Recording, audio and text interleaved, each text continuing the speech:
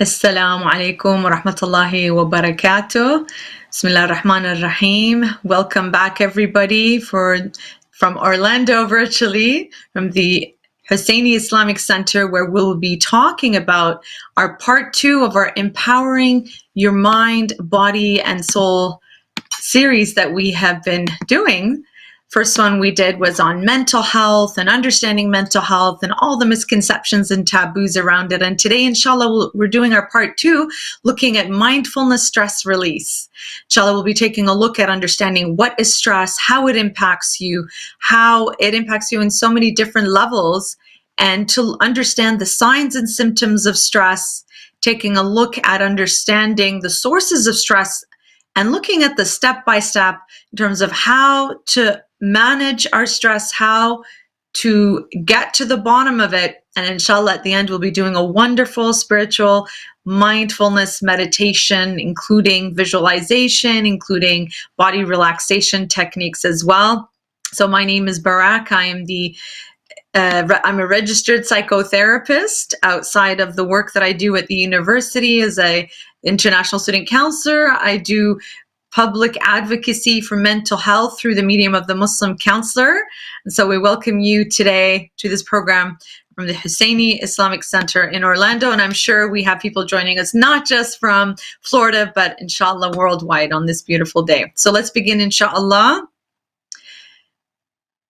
Always like to start these types of presentations with this beautiful ayah from the Quran that reminds us of dhikr and reflection. And I always like to begin with Bismillah ar-Rahman ar-Rahim. Ala bi-dhikrillah tatma'inna al-qulub. Verily, the remembrance of Allah do our hearts find rest and serenity. And inshallah, throughout our session today, we'll be learning how to take care of our stress through reflections and mindfulness to get to that point of serenity and tranquility, inshallah. So let's begin. So what is stress? And by the way, this will be an interactive session for those of you who are joining us on Facebook and YouTube. We're watching, inshallah, the comments. So I'll be asking questions, and it will not be just me speaking. We'll be interactive and get people to also ask us questions, and we're watching for that, inshallah. All right, so when you hear the word stress, we have a definition here, but I'd like to hear what you think. When you hear the word stress or feel it, what happens to you? Last time we weren't as interactive, that's okay. Inshallah, today we can have a little bit more interaction. So when you hear the word stress, in terms of the definition of it, what comes to your mind? We have here a definition of stress as the body's response to a perceived threat or a demand. And what happens here with the body, if we go on to the next slide, is that our body responds to this stress in a fight or flight response. What occurs here is that there's a release of stress hormones, adrenaline and cortisol in our bodies, which have the effect of decreasing blood flow to the digestive tract, kidneys, and skin. And so what happens here is when you have the chronic release of these stressors, our immune function actually decreases, right? Which leaves the body to more vulnerable to infection. What also occurs during this release of these hormones is our heart rate increases, the blood starts pumping, our breathing perhaps gets more shallow, more deep, tensing of the muscles. So there's a variety of different physiological responses to the fight or flight response. And sometimes it is needed to get things going. And it could be a positive thing when our body reacts and responds this way so that we can deal with the threat or the demand or the threat that's there. Sometimes, like we said, when you have that chronic release of these stress hormones, if we go on to the next slide, there are long-term challenges that occur to this exposure, right? It's linked to many diseases and conditions, mainly because the effects of these stress hormones, how they impact our body. Could have heart disease, could have hypertension, gastrointestinal problems, respiratory, the list goes on, diabetes, back problems, headaches, cancer, God forbid, definitely mental health problems. For those of us who do not take care of these stress hormones, they can also lead to disorders where it's anxiety or depression. It could have impacts in the home in terms of abuse, suicidality, homicide. It could have substance abuse challenges, violence and aggression, accidents, insomnia, and sexual problems. So these stress hormones, although they are needed and good in the moment when there's a threat or demand, when we have that chronic exposure to these stress hormones, we could run into irreversible challenge. We don't want to get into that. So it's important to recognize the signs of stress, right? Sometimes they're often unnoticed, right? We ignore them. We say there's nothing wrong. I just got to keep going. However, some of these signs could be related to physical illnesses. For example, if you get chest pains or challenges there, it could be a sign of stress, but it can also be more serious heart problems. So we cannot just ignore them. And a lot of people who deal with anxiety or panic attacks immediately go to the emergency or book an appointment with the doctor for fear of heart challenges. And what we see afterwards, usually when there's no physiological challenge involved or a medical condition, then we do take a look at stress that can be linked to anxiety. In terms of continuing on to the next slide, in terms of what is stress, we need to understand the sources of stress that are around us, right? If we take a look at the physical environment, that can also be impacting us and contributing in terms of bright lights, noise, heat, cold, traffic. Those of us who live in cold climates, yes, cold weather and snow and difficulties around. So that can actually impact us quite a bit, right? Social relationships, whether it's rudeness or aggressiveness in others, toxicity, right? Conflicts with family, friends, or neighbors, not spending time with important people, the lack of social support, loneliness, especially now during the pandemic. These are things that we see often and are common and have a huge impact on us. Financial, taxes, bills, unplanned expenses, making ends meet when you are constantly in that space of stress of trying to figure out, how am I going to pay for my food? How am I going to pay for so-and-so and such? That can be quite challenging and really disruptive, right?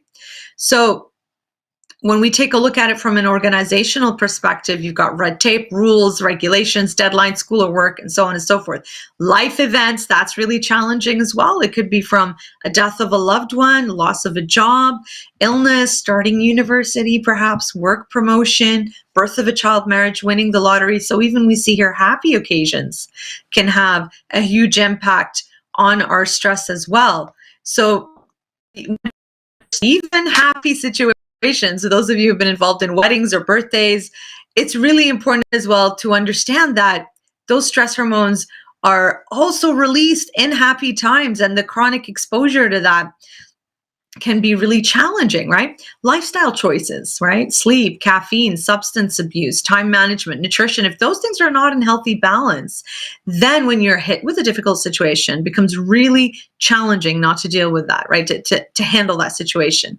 Physiologically as well, you've got poor health, physical illnesses, pregnancy, injury. All of these take a toll on our body, mentally, spiritually, physically, and emotionally as well.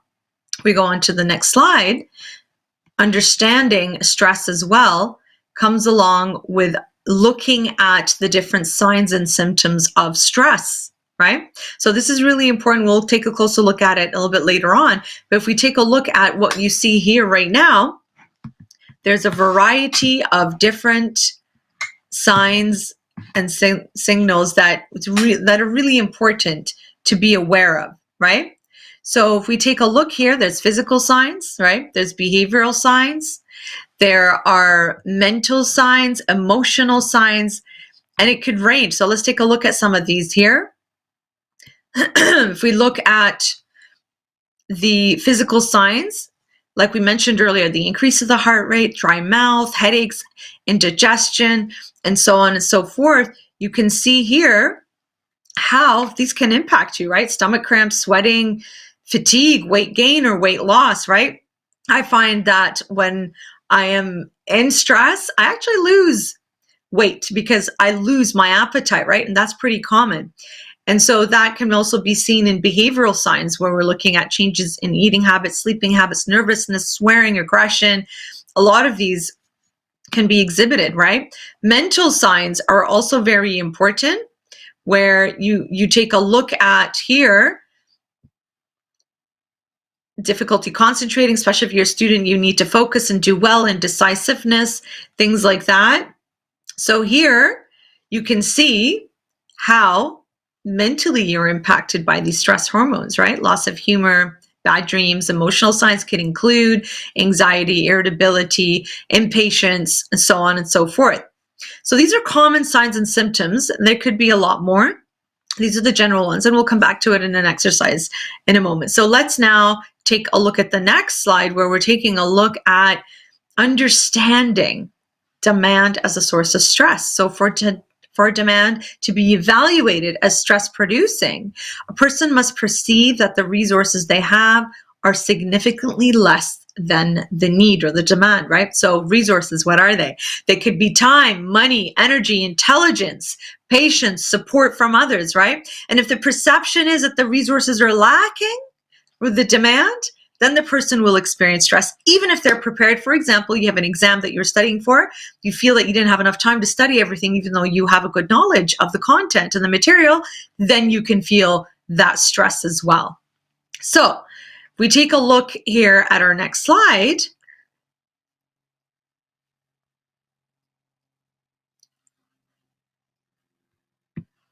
Ways of thinking are also how we contribute stress to ourselves. For example, negative thinking, self-talk, right? The negative self-talk, ignoring, denying, discounting the positives, right? Not being grateful for what we do have despite the challenges, and maximizing the negative aspects of our challenges, right? Then we have overgeneralizing, right? It's always like this, always been this way. Why is it always, et cetera, et cetera, et cetera? And when you have that type of mentality, it can be really, really challenging for you to appreciate what you have when you're constantly thinking about things in such an overgeneralized way, right?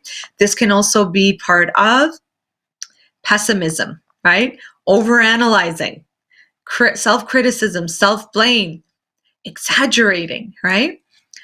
Perfectionism, that is a big one. And I see that often with students, right? When we're taking a look at not handing in an assignment, or perhaps they'd rather hand it in late, but it has to be perfect, or, cleaning the house has to look a certain way before somebody comes over, or before I go to bed, everything ABC has to be done. So when things like that, when you put so much pressure on yourselves like that, becomes really, really challenging to be kind and compassionate to ourselves, right? And it can cause even more stress, demanding of ourselves and others, and expectations that can also contribute to that.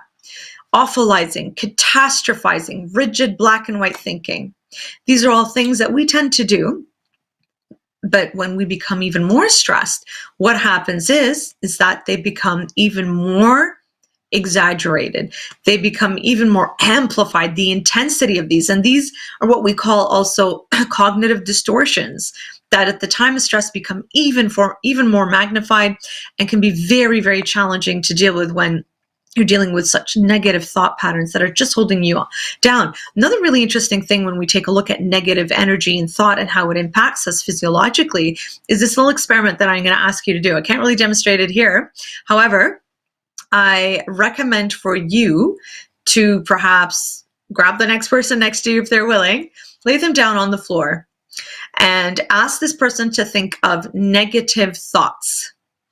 All right? So think of the negative thoughts that just make you feel bad, right? And this is just temporary.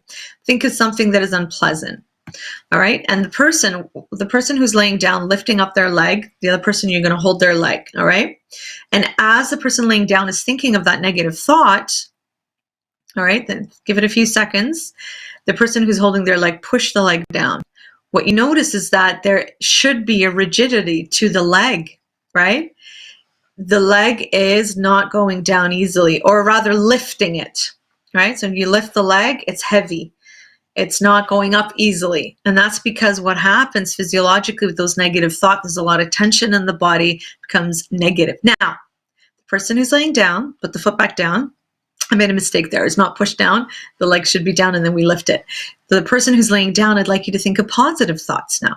Something that brings you joy, happiness, or something that doesn't make you feel negative thoughts. What happens here? When the next person lifts up the foot, you should notice that the foot and the leg are moving up easily. And this again demonstrates what happens physiologically with the positive or negative thought when it sends signals to your body, how it tenses up the muscles and how it can impact you in a negative way. Hence, why sometimes you have muscle tension around your shoulders or other parts of your body when there's so much stress and negativity. SubhanAllah. This is a simple test that you can try at home, which shows you how there's such an important connection between the mind and the body, and of course the heart and the soul, right? We connect it all together, and how it's all interrelated when it comes to our mental well-being, and how physical health has a huge impact on our mental health and vice versa. So it's really a really neat experiment that I recommend for you to try and see how you can see negative and positive thoughts impacting you. So now that we've gotten a good understanding of what stress is all about, how it impacts us physiologically, behaviorally, mentally, let's take a look now at what we can do about it. So step 1 to our 5-step guide to managing stress is identifying if you are stressed, right? We need to understand the signs and symptoms of our body when our body's sending signals to our brain and how our brain then responds. So I'll give you the example of this. So just like we have our own individual unique fingerprint, we have our own individual stress print, right? So step 1, we need to identify. Sometimes people don't realize that they're actually stressed. They think there's something wrong with them, but they don't understand that the root of it is stress. So if we go back a few slides to the signs and symptoms of stress, those of you who are watching, what we're going to do now is take a look at understanding what your stress print is. How are you going to do that? Very easy. You are going to now go and select, tick off, so to speak, all of the things that happen to you when you are stressed. So I'll give a few moments for everybody to tick off everything that happens to you when you're stressed. Okay, so go and select everything that you see happening to you when you are stressed. I'll give you a few moments there.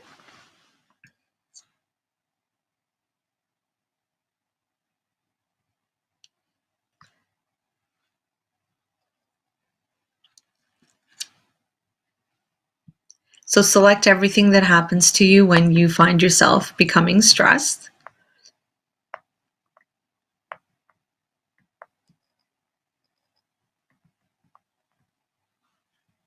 And what you will notice rather, is perhaps that you're selecting too many of these things. That's okay. Select everything at the moment.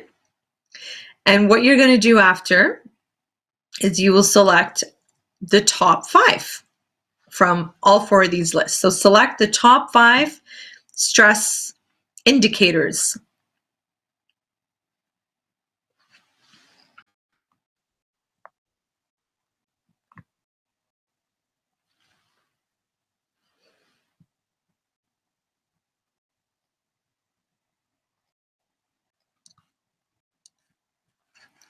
So now that all of you have now selected the top 5, who would be brave enough to share with me? Because I can see the comments on Facebook as well as on YouTube. So for those of you who are watching, you can share what are the top 5 stress indicators that your body shows you when you are stressed.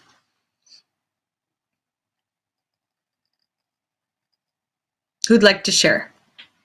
So I mentioned earlier, I find that I get headaches. That's actually something that I've noticed more often now. Migraines, actually, when I get stressed, that's something I didn't have before. I noticed that I completely lose my appetite. I become very irritable. Sleep is impacted. My appetite is impacted. So I noticed that that tends to happen when I get stressed. So these are a few stress prints, just like my own individual fingerprint. These are my stress print indicators that are unique to me, and each of you will have a unique set of what happens to you when you are stressed. Be aware of things ahead of time so that when a stressful situation occurs, your body's sending signals to your brain, this is what is happening. Hence, then your brain will respond accordingly, right? So, for example, I find that I get quite anxious and stress hormones make my body feel very tense. And if I don't go work out within a 2-week period, regardless of a stressful situation, just to maintain my stress, I find I get even more anxious, right? So my stress print involves anxiety symptoms. So it's really important, and I learned this over the years through different situations and circumstances. It's really important that you also understand how your body responds to stress so you become proactive rather than reactive. And then that way, following the prophetic tradition of prevention is better than the cure. That's really vital here. So this is where we go to that. So if we go back to the slide of identifying if you were stressed, we need to understand that our body sends us notifications to our brains, just like our phones send us indicators or messages, rather, notifications. So this is exactly what happens. Our body sends these notifications to our brain, and then we respond appropriately. So how do we respond? Well, like we mentioned, in the ways that we did. So if we go on to the next slide, somebody mentioned here, actually. Thank you for mentioning. So I think it just got a little bit later. I'll just, if we go back one more slide, some people have indicated chest pain. Others have indicated anxiety, anger, irritability, short temper, frustration, a lot of behavioral challenges there, right? So it's really important to recognize that when this is happening to you, you need to take a step back and follow with the next steps that we're going to work on. So thank you so much for those who have shared what happens to them. And I think it's really good that we can share. It's part of looking at the culture of cultivating compassion and normalizing that, hey, we're human. We all feel this way at times. We all get these types of challenges, and it's really important to recognize so that we know, if we go to the next slide, what to do next. So the next part, what we want to do is learn how to identify what the stressors are. We want to look for the cause, because stress is usually related to change, right? So looking at the changes in our lives is a good place to start to understand, so we can narrow down the stress related by looking at when these symptoms happen, right? So if we started having problems, maybe the last 2 weeks, sleeping problems, right? So it's important to look what happened from this time in the last 2 weeks that indicate that showed that something was going on, right? Perhaps our close friends and family, they can also help us shed light in terms of looking at what is causing the stress for us, asking them for their opinion if you can't seem to figure out on your own, right? If you can trust them. But usually we tend to have a good idea. All right, 2 weeks ago, what happened? Oh, this incident happened at work, at home. I noticed I started feeling this way and that way. So number one, again, was understanding if you are stressed. Step number 2, understanding what these stressors are, identifying. If we go to step 3, we go a little bit more deeper as it goes into introspection. So next slide, please. Step 3 takes a look at identifying the reason for the stress. Again, a little bit of introspection to ourselves, such as eventuation, threatening, or demanding from me, right? Many times, the answer to this question is that the situation or the event doesn't coincide with your beliefs, your values, your needs and wants and expectations, right? There's a conflict here. And if we take a look at this specific example, I think all of us can agree to this, is that honesty, that is an issue. And when you're being lied to, you see there's a disparity there. That is the root of your stress. When you are being lied to, that conflicts with your values and your beliefs, that feeling you get, that is a form of stress. So you see here, identification of the stress by breaking it down in terms of looking what event or situation is causing me to feel this way. Is it threatening or demanding? You see here, there's a disparity, there's a conflict with something that you hold important to you. That conflict, that feeling is stress. Amazing, subhanAllah, how that works. If we go on to the next slide, so step 1 was identifying if you're stressed. Step 2, identifying what it is.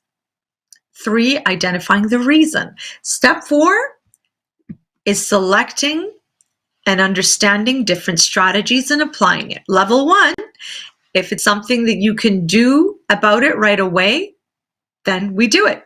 So if we click on this link here, and this is something that I use at my work quite often when it comes to stress management and how to understand to change things right away.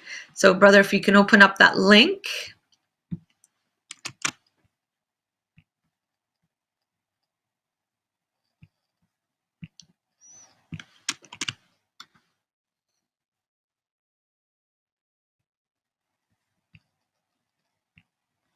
So what we see here, if we can zoom, if we go to the next page, if you just slide it down a little bit, and we're going to try and zoom a little bit because it's really hard to see. So zoom up to maybe 1 to 8 a little bit, and it will show 1 to 22. So a little bit up close there on the screen so we can all catch that. There we go, that's great. So what you see here is, you can read through this as I'm explaining some of them. These are small tips that are great life changers in terms of immediately changing stress in your life. For example, especially for students or working parents, and you're on the go. Some of these are great time savers and life changers, I believe. So getting out of bed earlier to avoid the morning rush, before you go to bed, preparing for the morning, the evening before. So getting your clothes out ready, getting your books, getting your bag, preparing breakfast and lunch the night before will save you a grief a headache in the morning. Trust me on this one.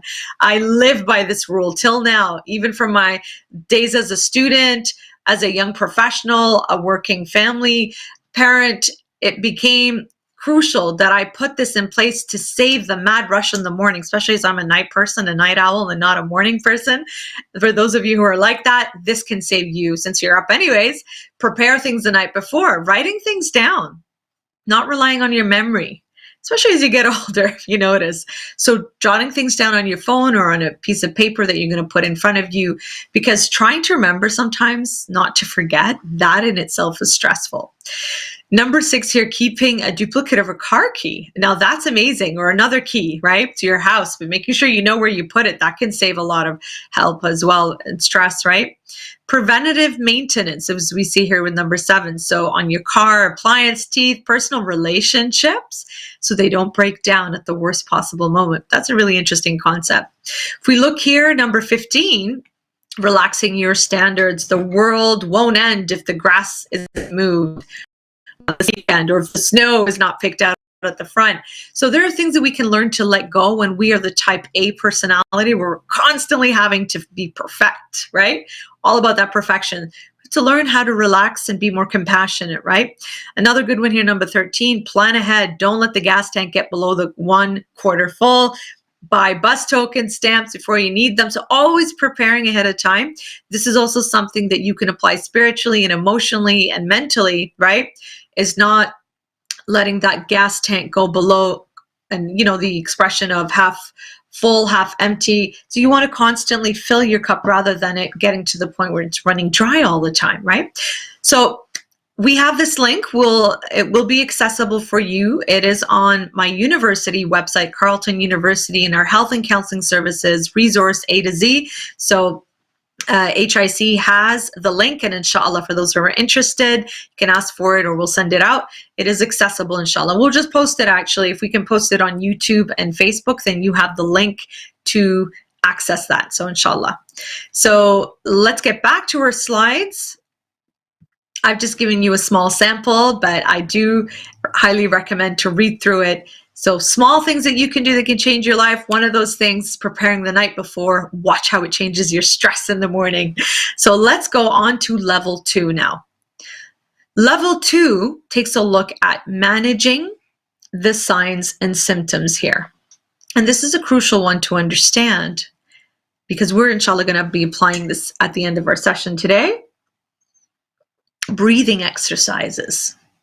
All right. So deep breathing through your nose, holding your breath. So breathing through your nose, counting to 4, holding your breath, counting to 7, and then releasing out through your mouth, counting to 8. 4, 7, 8. That's one technique. Another is breathing in and then drawing mentally a square. So breathing in, hold, and release. So this is a nice cycle that you can do as well. So there's different strategies for breathing, and progressive relaxation has to do with muscle tension and tensing and relaxing, tensing and relaxing. And usually we start from head to toe or toe go to head. We'll be demonstrating this at the end, inshallah. Meditation as well, the idea of focusing mindfully on observing a thought, a behavior, or, meditation for Muslims could be using our subha, right?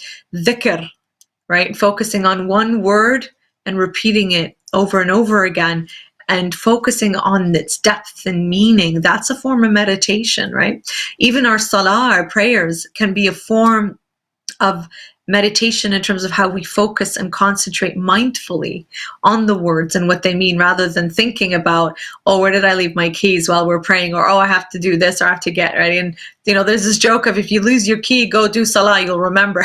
But the idea here, the joke behind that, is that you're not really focusing on our prayer, right? There's not really much meditation or focus in a mindful manner. And mindfulness, essentially what it means is observing your thoughts and behavior without engaging with them, especially when we're dealing with negative emotions, right? So observing like a third party, it becomes very interesting, because then you really see what's going on, right? So it's a great practice as well. Visualization, that is also a wonderful technique, which we'll also use at the end, inshallah, with our meditative practice here, in terms of being able to use imagery to focus and concentrate to change negative thoughts and behaviors. Getting a massage, like we said, there's a lot of tension in our body. Getting that massage and that physical touch can go a long way, right? And what's interesting about touch, and I know the last year has been quite different with the pandemic, but the idea of physical touch is when you hold somebody for more than 20 seconds, the hormone oxytocin is released in our system, which is the love hormone, which is why you feel wonderful after you hold a loved one. And so I recommend within our family and friends and our mahrams to do that more often, to release those oxytocin hormones, to feel good, inshallah. So massage is a great way of also releasing those hormones, the happy love hormones, as you're getting rid of the tension in your body. Exercise.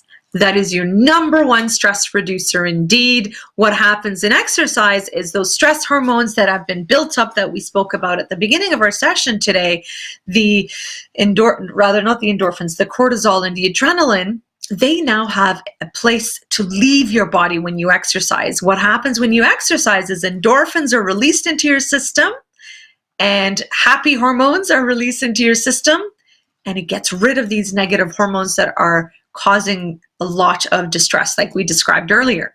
Exercise can be in the form of a 20-minute walk daily. It could be following a YouTube program of daily exercises. It could be heading to the gym, swimming, running, biking, especially now for those of us in cold weather where we have less cold and less snow. Going out more often can help those of you in warmer climates not to go out when in extreme heat, because that can also cause a lot of distress. So it's really important to recognize that. For those of you who are watching, I'd love to hear, what are some forms of exercise that you do that work for you?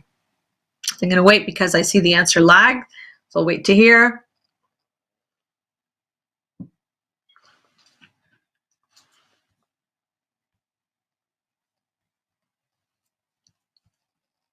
So while we're doing that, I'm also going to provide another great stress resource that I use, that you can read and have after in your hands, that we will also share.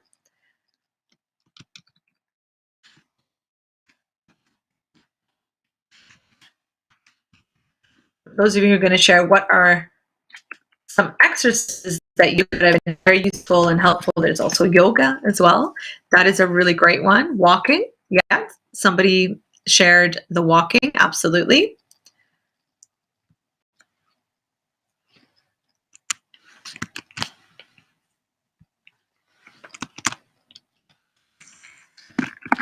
What else? Alaikum assalam, sister. So what are some of the exercises that you use that are beneficial?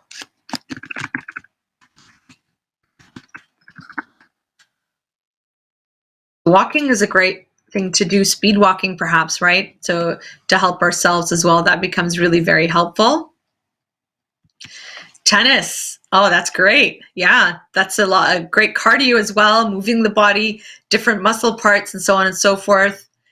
So that's really great that a lot of you are already doing that, and inshallah you can increase that. So starting with 5 to 10, 20 minutes per day, and moving it to, if you're doing 3 times a week, to making it 4, 5, 6 times a week. If you make that a part of your lifestyle, then it doesn't become something difficult to do. You just know you're going to exercise today, just like praying, just like eating, just like sleeping, just like working, just like cleaning. So if we learn to normalize exercise as part of our healthy overall lifestyle, then it becomes the natural way for you to deal with stress. And you know this is going to help maintain that. So we've shown here on the screen where you can have access to everything that I'm saying in form of a great booklet that I also use with my work at the university. And then you have detailed information of everything that I'm saying here today, inshallah. When we take a look at humor as well, fake it till you make it. I learned from Sheikh Jafar in Toronto, faith it until you make it. And this also applies sometimes when you're struggling with your spirituality. Even if you don't feel like praying or you don't feel spiritually inclined, still go and pray until eventually you get back into it, right? So this is an interesting concept from a spiritual aspect, and we apply it, of course, when we talk to fake it till you make it with humor. What happens here, there's a biology and psychology which incredibly demonstrates the impactness of this. So for example, when you see something that is supposed to be funny, but you don't follow it because you are feeling low or stressed, smile or laugh anyways. And what happens here when you do that, all right, when you do that is, when you smile, right, or saying salam to somebody, even though you're not really feeling happy, we're still on the page before. Can we still stay on the page before? Is that when you smile, it then sends a signal to your brain, oh, there's happiness, there's humor, I need that response. So the brain then releases the chemicals involved with that action in your face to make you then feel that way. So that's why fake it till you make it sometimes can help, but it's also important to validate when you're not feeling okay, when you're not feeling, just like we said in part 1 of our series when we talk about validation, right? But fake it till you make it can also help, inshallah. So hot bath, jacuzzi, hot tub or sauna, what happens here, it helps relax the muscles in our bodies, right? And hobbies as well. So having something of interest can be a healthy distraction away, but also can be contributing to your positive overall mental well-being, right? When we talk about spirituality, inshallah, we can have another session on that. There's so many different ways as well. I do a whole session on that. I do have some videos on the Muslim Counselor YouTube where we take a look at Islamic counseling theories and practice. That whole session describes spiritually how to take care of that. But definitely there, if you take a look at different du'as from Imam Zain al-Abidin from Sahifat Sajjadiyah, there's great du'as there spiritually that can help with anxiety, can help with worry and fear and anger. So if you take a look at those, for those who are asking, that can be part of our spiritual way of taking care of that. Now that and helps, right? But we're taking a look here at signs and the physical, the behavioral, the mental signs that we took a look at and how to do that. Inshallah, spiritually also at the end of this session, we'll be doing a spiritual mindfulness meditation where we'll experience that. So let's go on to the next slide, inshallah.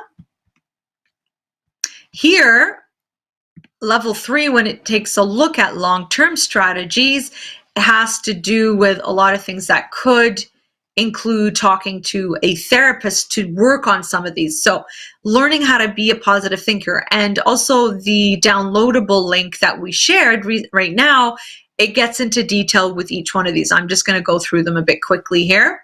But if we take a look at positive thinking, what that entails is taking a look at those. Remember, we looked at the negative thoughts that we looked at earlier, negative ways of thinking and how they can contribute to that. So here's the opposite of that now. How to become a positive thinker has to do with the mind-body effect, right? And we talked about that earlier, remember, with that exercise, right? This takes a look at looking at things in the positive way, like optimists, right? Opposite of what the pessimists do, right? So again, I have provided to you the link that describes in a lot more detail that you can take a look at.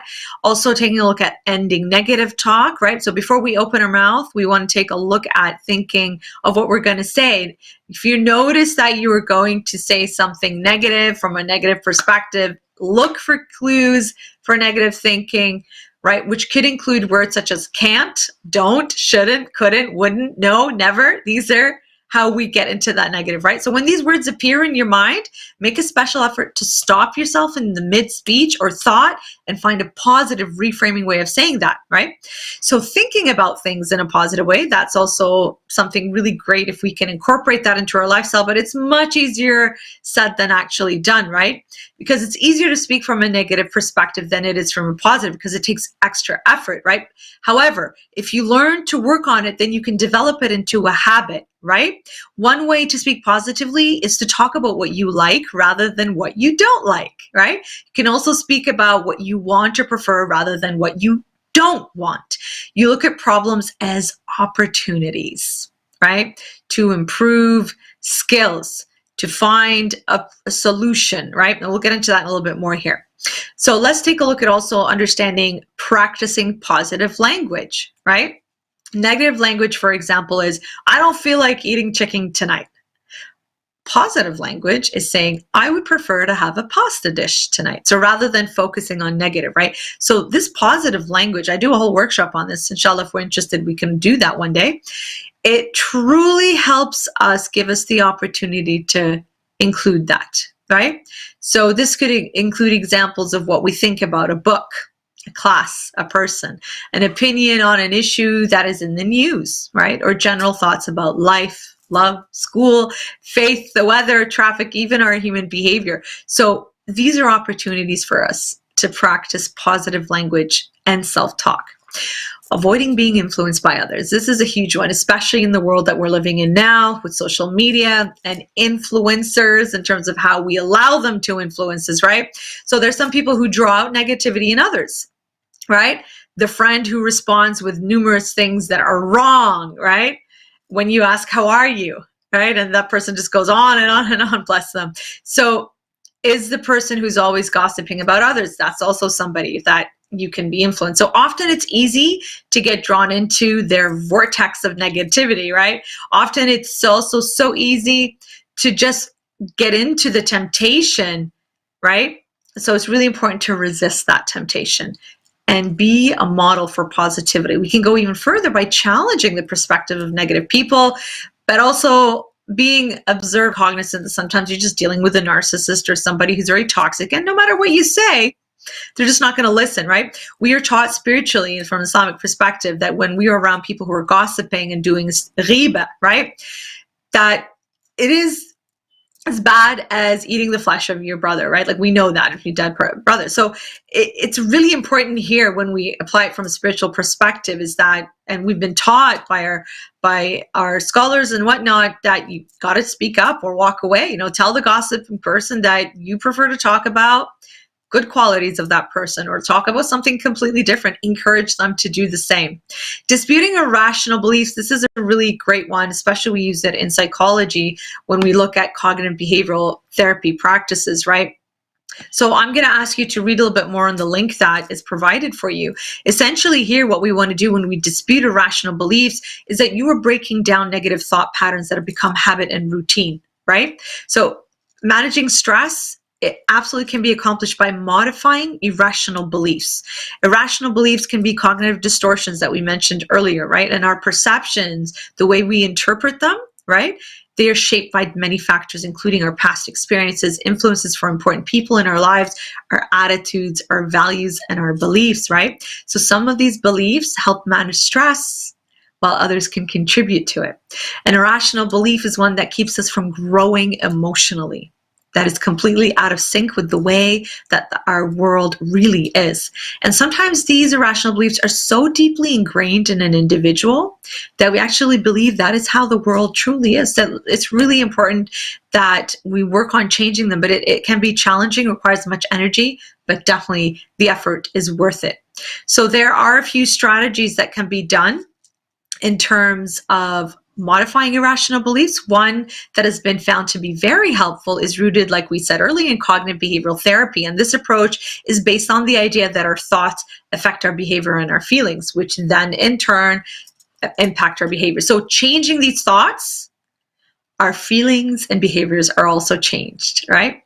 So with respect to stress management, the first step of this process, we need to identify what the belief is associated with the stress. So for example, somebody has just received a really low mark on their final paper, or you've got some critical feedback given to you, right? So they believe that this mark is so terrible that we'll never get into medical school because they're not smart enough. So you see there's like this cycle, right? A vicious cycle. And they always wanted to go to medical school. So this obviously is going to cause stress. So the next step is to ask, what is the evidence of this belief? So think of something in your life right now that is around the irrational beliefs description of how we did, and ask the question, what's the evidence of this belief? So back to this person who knows that medical school is very important and competitive and good marks are important. So therefore it seems reasonable to think that smart people will get into medical school. Next, the person who's struggling with this should ask themselves, look at, is there any falseness to this belief? So if so, what are they? So does this person know for sure that people who get a low mark or a B, let's say, have never been admitted to medical school? No. It is realistic for this person to believe that they are not smart enough. No. This person has always done well. So you see how we're breaking it down. They've always done well. Smart people tend to do well in their courses. So it would be logical for this person to believe that they are smart. So after looking critically at both sides of the situation, this person can then ask themselves how each person is affecting her, right? So believing that she's not smart, won't get into medical school, this led to the negative emotions and feelings that are associated with stress. So having a more balanced assessment of the situation then would ease those negative feelings and lead it to a more effective outcome. So then this person will feel better because they've reduced the intensity of their negative thoughts, and they are not likely to be stressed about their future or the next assignment or paper that they have to do that is holding their beliefs.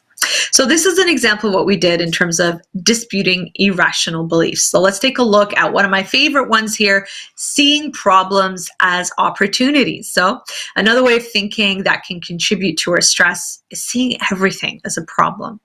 If you view it as a problem, then you will certainly react to it a negative way. Logical, right? So looking at problems as opportunities is a great way of reframing. And I always use this example. So you have a problem that comes your way.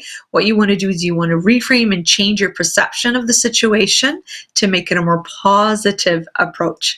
So negative, reframe, opportunity.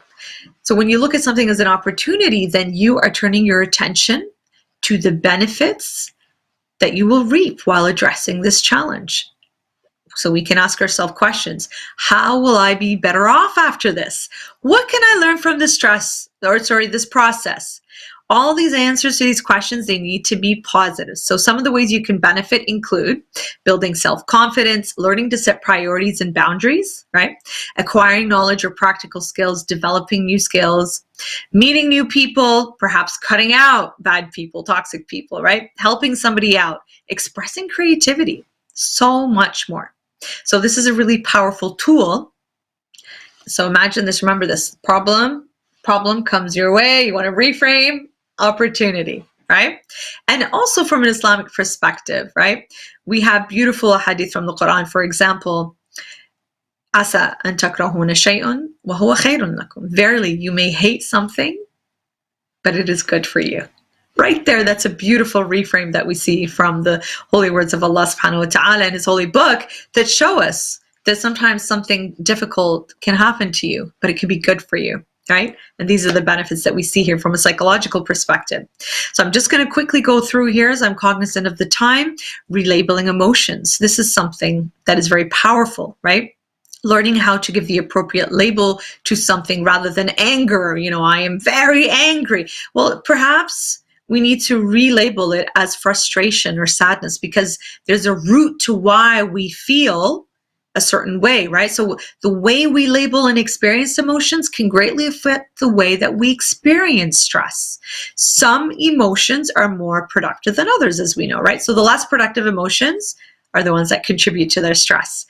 Productive emotions leave room for problem solving, change, growth. So for example, with anger, like we said, we know that it's an emotion that can make people do irrational things.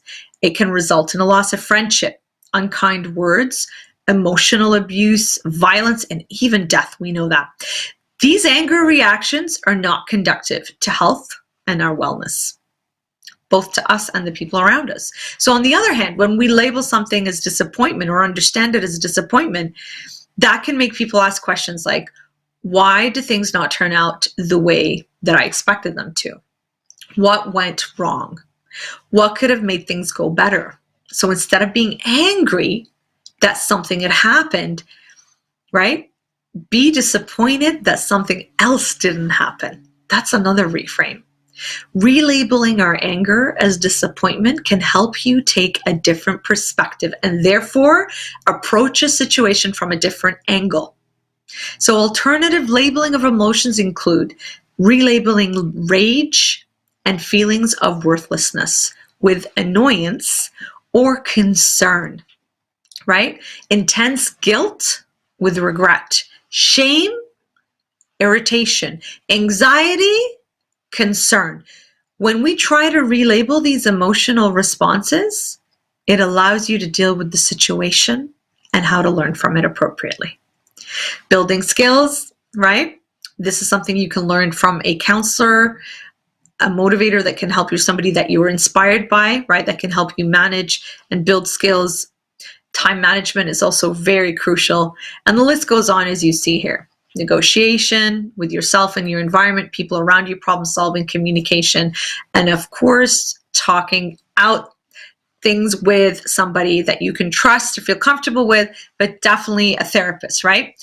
So we got quite in depth in this, and you do have access to the rest of all of these in more detail. If we go on now to step 5. So our first level, we said, was to do something about it right away. Again, you have the 50 proven stress reducers. Level 2 is taking a look at the signs and symptoms, and inshallah we'll do a meditation to demonstrate that. Step 3, we got into quite a bit of detail in terms of the long-term strategies. So now let's take a look at evaluating ourselves. We know from a psychological perspective, it takes around 21 days. From an Islamic perspective, we look at the number 40, right? To develop good or bad habits into routine. So what I recommend you do, my dear brothers and sisters, is to try these strategies for 2 to 3 weeks, all right? And ask yourself at the time when it's done, am I still stressed? No? All right, give yourself a pat on the back. Alhamdulillah, these strategies are working. If no, yes, meaning you're still feeling stress, we want to go through these steps again. Try and accurately identify what the stressors were. And it's a trial and error. What works for you may not work for me and vice versa. However, when we take a look, sometimes these strategies need to be tweaked a bit, right?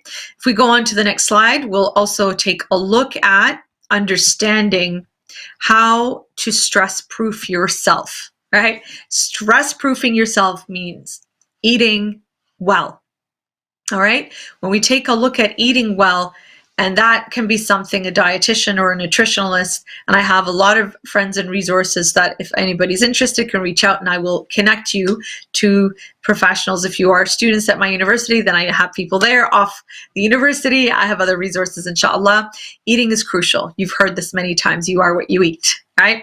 And it's also sunnah and tradition for us to be moderate in our eating and eat healthy and not be creating, for example, you've heard this, our stomachs as graveyards for animals, right? So being moderate in what we eat. For those of you who are asking if this will be available, absolutely. This will be on Facebook, on my Muslim Counselor Facebook page, on my own page, and it's also on the YouTube channel that you are watching right now. So it's available for you to watch and share, inshallah, later. So eating well.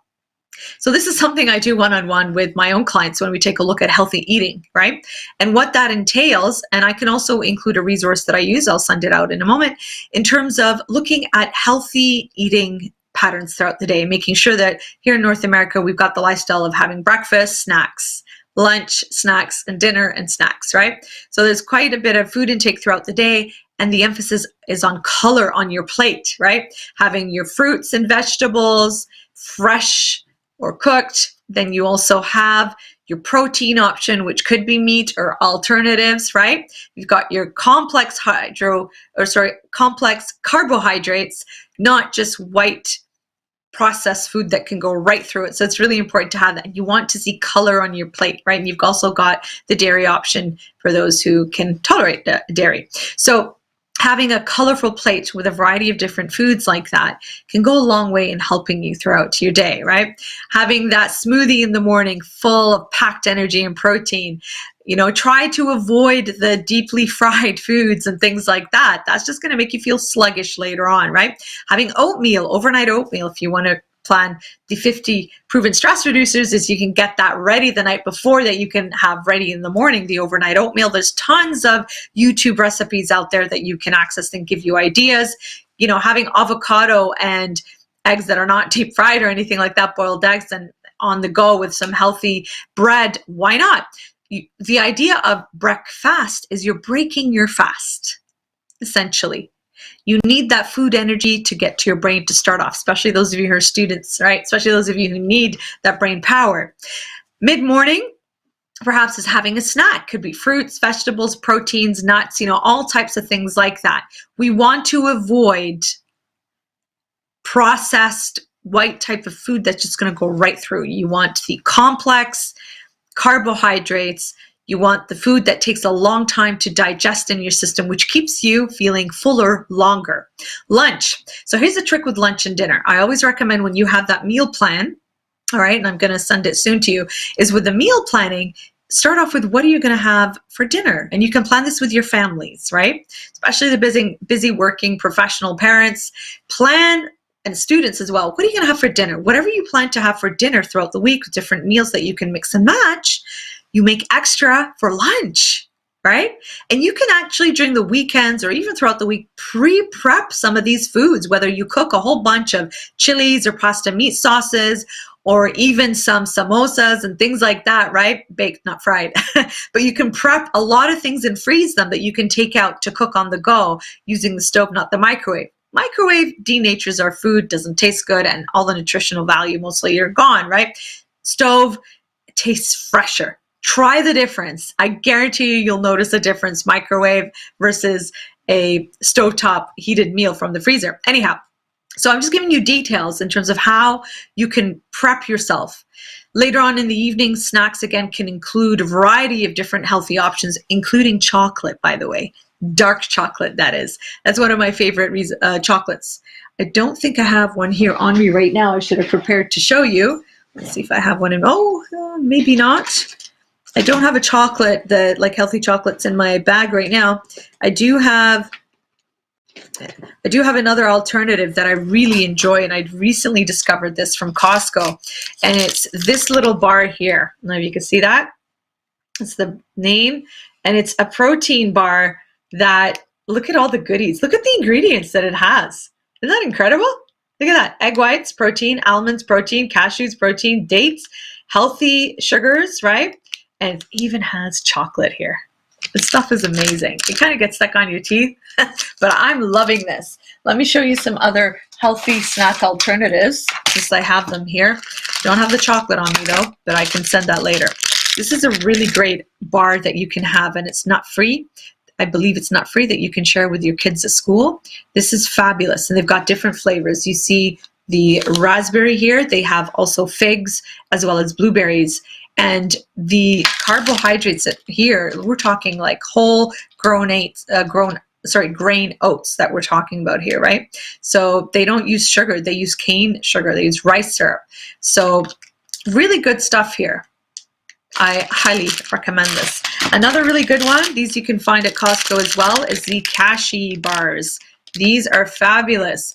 They've got a whole bunch of goodness in there. They also have that comes in this big box, the chocolate, dark chocolate one in here. Yeah, these are awesome. Yeah, you can get these anywhere really. However, if you're going to have these regularly and you have big families and you just want to save money, buy them in bulk at Costco, right? You get them in bulk at Costco and you save a lot of money in the long run to do that, right? I even have these in my home, as you can tell here, and I have them at the tip of my finger tips. When you have healthy foods in front of you, you're more likely to eat it. And when you prepare your smoothies and you have your meals, when you have these all prepared, you're more likely to eat them than go and grab chocolate. All right, I'm really conscious of the time. I've taken my time explaining a lot of these things right now, which is why we're getting into details. Because I don't just want to say eat well, right? We're talking about what does eating well mean. Making a meal plan, preparing ahead of time, will save you a grief throughout the week of what am I going to eat? You know, you say daily, what am I going to eat? If you have that meal plan prepared, especially when you're stressed and busy, alhamdulillah, saves you a lot of headache. Being physically active, we already spoke about that. A good night's sleep, 7 to 8 hours usually for grown adults. Kids younger, much longer, 9 to 12 hours, depending on their age and their energy. Getting to bed, sleep early is really important. I'm one to speak. I don't follow that very well because I'm a night owl, but it's definitely something on work days that I try to do. Weekends are just a write-off for me, and that's not good. I'm being honest here because although we give the advice, sometimes we don't necessarily follow it, but we're aware of it, right? And we just got to be careful to work on it because we do recommend that trying to keep a schedule throughout the week is important, not just in the weekend, right? To keep it consistent. So somebody's asking, what was the first snack? I'll just bring it up to the screen again. It's called the HIC protein bar, and it's got all of these goodies that you see in here, even some sea salt, the dark chocolate. So you find these again at Costco. All right. So sleep, what happens in sleep is that your brain regenerates a cell that helps repair cells in the body as well. So it's really important to get good, deep REM sleep, which is the rapid eye movement sleep, which helps you take care of your body, right? And that is a whole other discussion on its own that we can get into one day. But the clear thing is that you want to get to bed early, create a healthy sleeping routine. Those of you who struggle with sleep, perhaps take melatonin or over-the-counter sleeping pills, but with permission of the doctor. And if that doesn't work, get actual prescription sleeping pills that you can use for a time along with a routine. I'm also going to send you some resources on sleep that I do have, which I find incredibly helpful. So as I'm talking, I will grab that as well. And I will send the link, and then you guys can have access to that as well. So when we take a look at exercise, eating, and sleep, it's also important for us to understand that eliminating or reducing substances, and it doesn't have to be the muharramat as well, and I know people in our community also use them, it can be addicted to them, but it's really important to understand caffeine as well, right? And cigarettes. These are not muharramat as we know. However, they do have a huge impact on our well-being and our mental health, right? So it's really important when it comes to managing that. Smoking and caffeine, coffee, that's a big one, right? To really be aware of how to manage and take care of that as well, right? So being aware of that, inshallah. And then we take a look at establishing and maintaining healthy relationships with our friends and family, being aware of toxic, unhealthy relationships, you know, and sometimes there are situations where we require a little bit more patience and resilience to dealing with people, especially family and closeness, and salat al-raham, but also setting boundaries and understanding, are we the toxic people? Right? We sometimes label others, but perhaps we are the ones who are toxic, right? So being aware of that as well is important. Keeping positive attitude, like we mentioned earlier, building skills, being creative, using Islamic counseling practices as well, right? That's really important. We've mentioned a few of them already. So then we'll go into that. So I'm just taking a look at what I mentioned earlier. Oh yes, so I do remember I mentioned the eating, sleeping, and meals. And you guys will have access to that as well. All right, moving on to our next slide, inshallah, as we're going to wrap up before we do our mindfulness meditation. How do we make these changes, right? Some of you could be incredibly motivated right now and really wanting to do this, which is great, alhamdulillah. However, we want to be aware of how we work as human beings sometimes, right? We can do things like this. Other times we need to make changes a little bit more slowly, right? Change the easier things first, right? So building confidence and looking forward to taking on more challenging tasks, because once you accomplish a small task, when you accomplish that, you're confident, it feels good, right? Little trick to get things started is the 5-minute rule. I don't recall if I mentioned it last time. I'll repeat it here. So forgive me if I already have, but this is a great strategy to get started on tasks that you really don't feel like doing, whether it's schoolwork, getting the house ready, whatever, laundry, whatever it is. Set the timer for 5 minutes. Do it for 5 minutes. Check how you feel in 5 minutes. Mostly what we see from people is after 5 minutes, people continue going because they've done the hardest part, which is to get started. After 5 minutes, you can check again to see how you're feeling. For those who do not feel like doing that, then what we notice is that it's okay to kind of leave it, go do something else, and come back to it. Essentially, the idea here is the goal was to do it for 5 minutes, and you did. That's an accomplishment. That little accomplishment can help boost you later on to get motivated and just get the inertia going, so to speak, to completing a task. Really important not to get discouraged by setbacks. It happens. Absolutely normal. We learn from them, right? Learn how to do it better the next time. Find out how others do it, right? Get ideas. And you can save yourself a lot of time and trouble and energy by seeing how other people do it and applying what they have learned themselves. Remember, sometimes what works for them may not work for you, right? So just to keep those things in mind. Final word here is we did right now just the basic tips for maintaining, if we go on to our last slide here, in terms of maintaining a healthy lifestyle for good mental health. This is just the basics that we've done right now. There's so much out there on resources and supports that get into so much more detail. I'm just giving you a little bit here now. So please, please, please do call your local distress centers if you need to. There's Nasiha that you can use here in North America, which is a Muslim-based counseling support. You can visit your doctor to seek counseling support. Speak with your local trusted imams, sheikhs, or alimas, or community supports as well, right? So again, there's so much, if we go on to our next slide, so much when it comes to stress management. Inshallah, the basics that I have given you today, including the downloadable link that we sent you, gets into detail. It's concise, but so greatly detailed and easy to go through and very, very easy read as well. So for any of you who are watching, if you have any other questions right now, you can share them here and I will answer before we get into the last part. Do we have any questions from Facebook? I see a lot of interaction on YouTube. Not so much on Facebook. How are we doing? How are we doing on YouTube? Any questions that you would like to ask?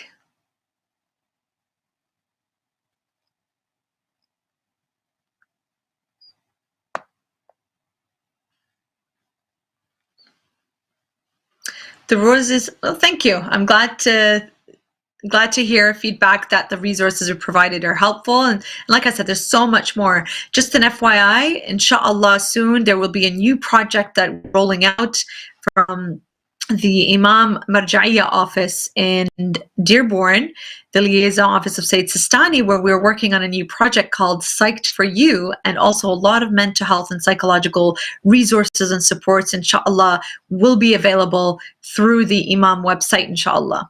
So that will come in time. Just stay tuned and watch for the announcements that we'll have on our social medias, and we'll get to that. So I don't see any other questions. So what we're going to do now, inshallah, is we're going to apply some of the strategies we spoke about earlier in terms of mind, body, heart, and spirit, taking a look at how to do a mindfulness spiritual meditation. And what we'd like you to do, if we can get that link open and have that on our screen with the sound and the images while we get that ready, I'm going to play that.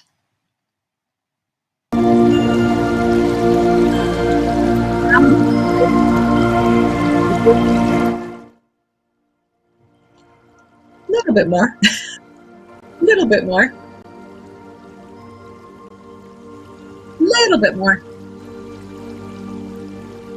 That sounds good. That's good. Thank you so much. For those of you who are watching, what we're going to do now is we're going to start by understanding and looking at how we can breathe.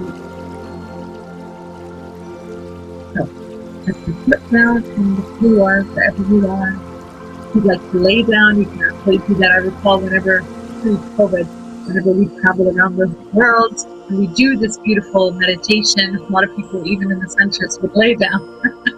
So for those of you who are watching, you can lay down on the floor, on the couch, wherever you are, you can sit where you are, grounding yourself. For those of you who are sitting, I want you to feel your feet from the floor pushing up from your feet. Those of you who are laying down, safely feel the floor underneath you with the bed, be observing the breaths. I'm going to start now, perhaps closing your eyes, or you can watch this beautiful, beautiful video that we have in front of us. Beautiful scenes of Allah's creation. Those of you who are closing your eyes, listen to the words, the tone of my voice as we begin this mindful meditation with the salawat ala Muhammad wa ali Muhammad. Allahumma salli ala Muhammad wa ali Muhammad. We're going to start by breathing in through our nose. Breathing in through your nose.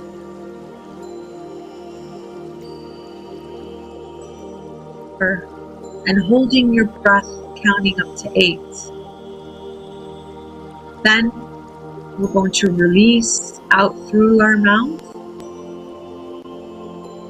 counting out to 8. Breathe in deeply through your nose again, holding your breath, and then releasing out through your mouth. As you breathe in, pretend you are expanding your lungs as though you were filling them up like balloons. And then you're going to release out the air as though you were deflating the balloons. Keep on breathing very slowly through your nose, holding it out through your mouth until you find a rhythm. As you find the rhythm of your breathing, keep on breathing.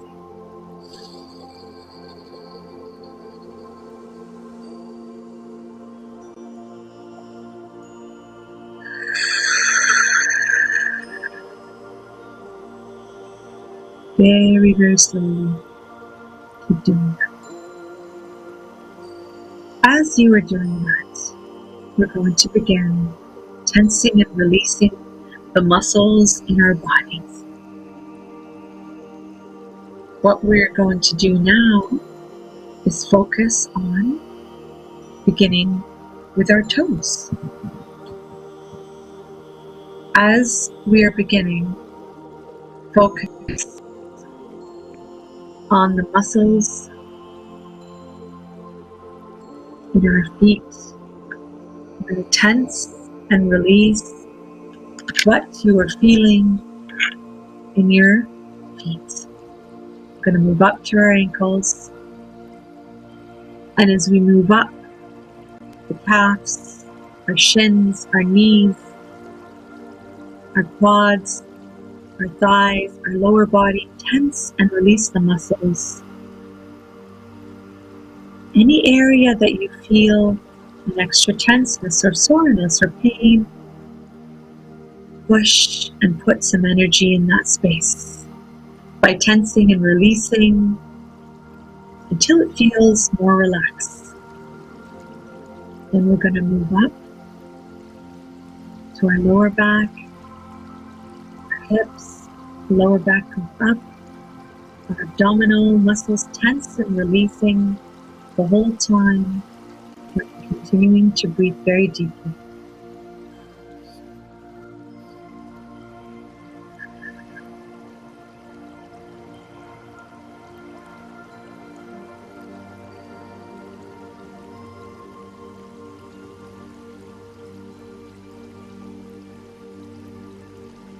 Now, let's go up to our rib cage, our chest area, our backs, tensing and releasing the entire way. As we head over to our arms, our shoulders, tensing and releasing all the way. Our biceps, triceps, our forearms, our wrists, our hands, our fingertips, wiggling, tensing and releasing that whole way.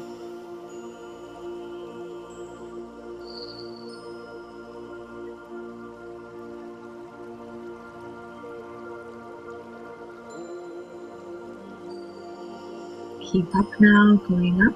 And like I said, if there's any place that you feel that you need to focus on a little bit longer, please take the time to do that.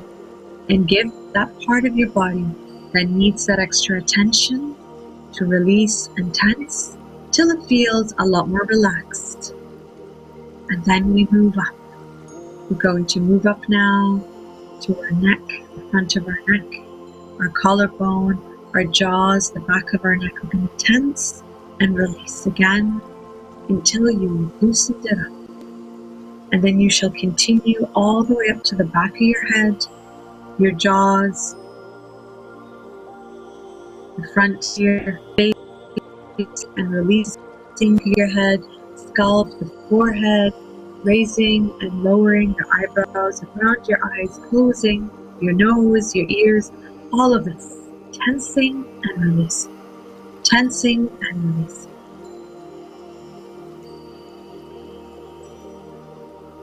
So keep on focusing on tensing and releasing until we've loosened up all of those parts that feel uncomfortable, so we feel a little bit more comfortable, inshallah. Now, what we hope to have accomplished is that your body right now is in a state of deep relaxation.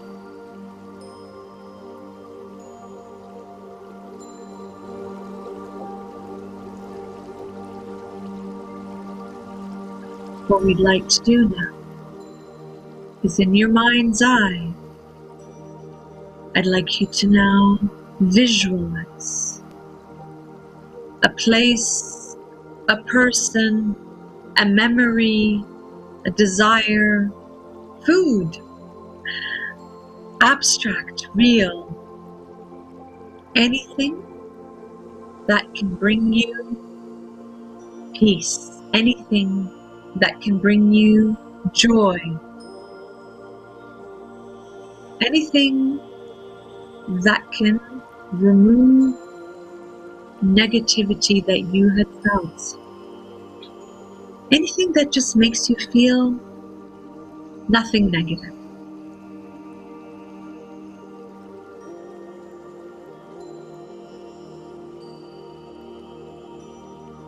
Visualize this.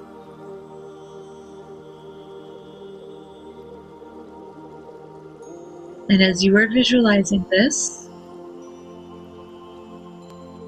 I want you to think about, in this moment right now of deep spiritual relaxation, what is this person, this place, any of that?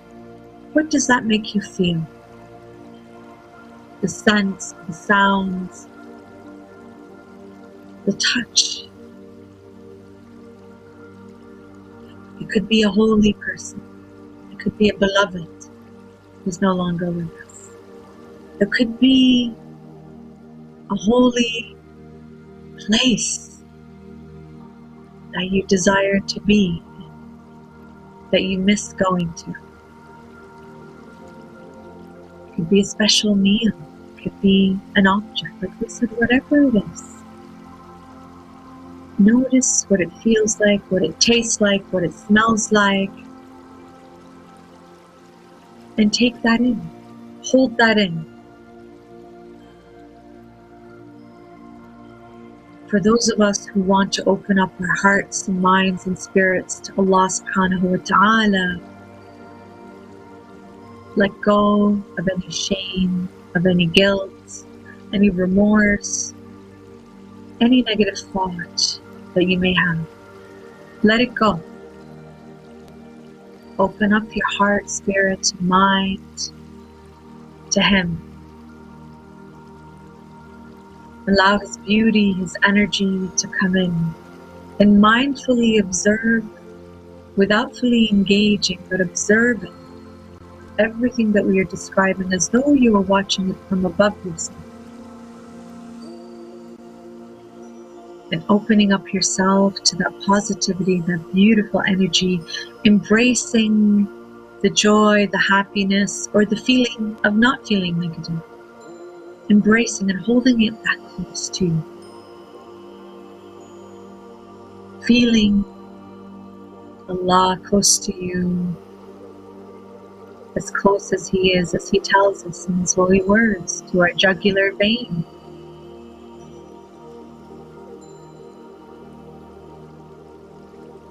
Releasing any negativity and allowing just the positivity to dwell within us, and holding it close and embracing that. Speak to your beloved. Feel that closeness.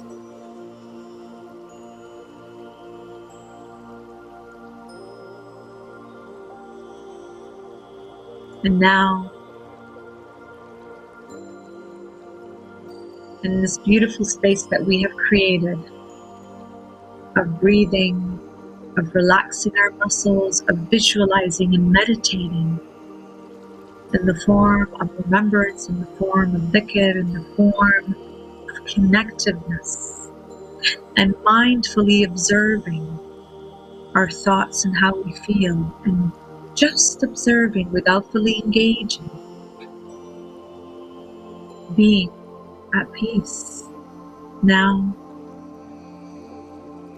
we're going to slowly become aware of our surroundings and understanding that any time, any place, that when we are feeling stressed, that when we are feeling upset, understanding how to relabel our emotions and our words.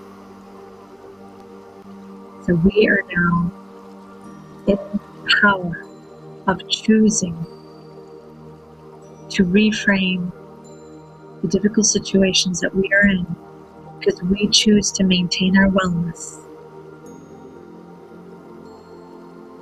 That we can come to this place anytime we choose, because you have the power now and understanding of how to breathe, how to relax the tension in your body, how to visualize and meditate. And whenever you are struck with difficulties, we have created this beautiful safe space for us to be in. And then you can do that anytime you need to. Don't forget to keep breathing in all the goodness that we've created in this beautiful spiritual space right now.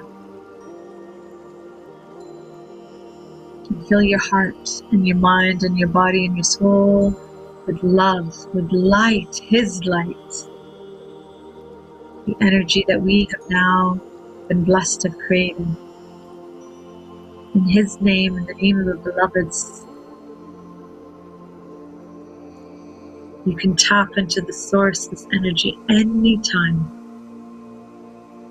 by creating that space for yourself.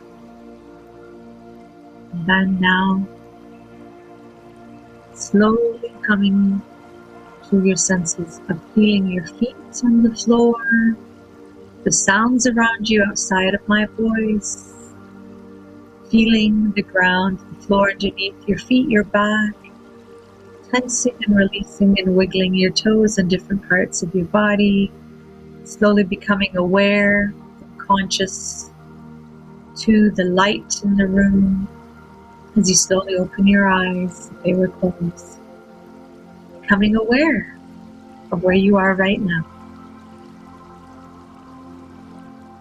And understanding that inshallah you have the ability and the power anytime you need to take a moment out of the stressful dunya, this world that we live in, and reframe.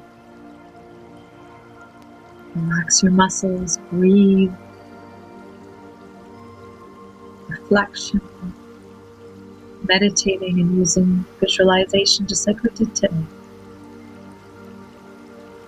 to get rid of our negativity and fill ourselves up with this beautiful energy source. And inshallah, we'll end this just like we started with a beautiful salawat ala Muhammad wa ali Muhammad. And for any of you, for all of you who are celebrating the Sha'baniyat of our beloved Imams and Al-Abbas, Imam Al-Hussain, Al-Abbas, and Imam Ali Sajjad, Kushali Mubarak, Milad Mubarak, to all of you, and may you always remember them in happiness. And inshallah, remember us in your du'as over the next while, and especially with the Milad of our awaited Imam, the Sha'baniyah coming up. And if any of you have any questions, any concerns, as a registered psychotherapist that I'm working at the university, I don't do private practice right now, but I do have a list of resources of people that I can refer you to. If you are in need of speaking with a counselor, you can absolutely access Nasiha, which is a free Muslim helpline with trained counselors as well for free that you can use here in North America. And I'd like to thank the Hussaini Islamic Center. Although we did it virtually, inshallah, we can do it in person soon, just like we did last Shahr Ramadan Mubarak, the beginning, where inshallah we come and serve your community. We can put on more programs in the meantime virtually, but inshallah, thank you again for the Hussaini Islamic Center for reaching out and putting this together for our lovely community. Inshallah, you have benefited from the part 1, where we took a look at mental health, and this part 2, where we took a look at how to manage our stressors in the difficult, challenging world that we live in. And using this wonderful meditation, I'm sure a lot of you felt very sleepy, which is a great sign that shows relaxation, inshallah. Inshallah, until we meet again, may you be blessed. Wassalamu alaikum wa rahmatullahi wa barakatuh.